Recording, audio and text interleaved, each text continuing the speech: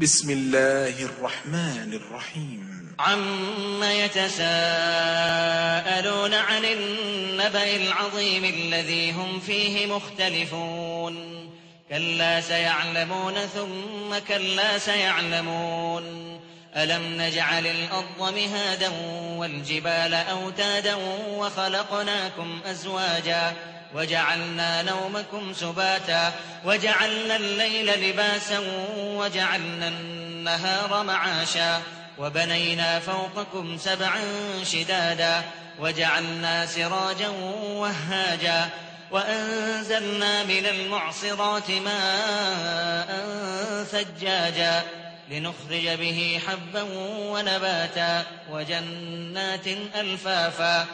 إن يوم الفصل كان ميقاتا يوم ينفخ في الصور فتأتون أفواجا وفتحت السماء فكانت أبوابا وسيرت الجبال فكانت سرابا إن جهنم كانت مرصادا للطاغين مآبا لابثين فيها أحقابا لا يذوقون فيها بردا ولا شرابا إلا حميما وغساقا جزاء وفاقا إنهم كانوا لا يرجون حسابا وكذبوا بآياتنا كذابا وكل شيء أحصيناه كتابا فذوقوا فلن نزيدكم إلا عذابا إن للمتقين مفازا حدائق وأعنابا وكواعب أترابا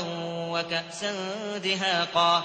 لا يسمعون فيها لغوا ولا كذابا جزاء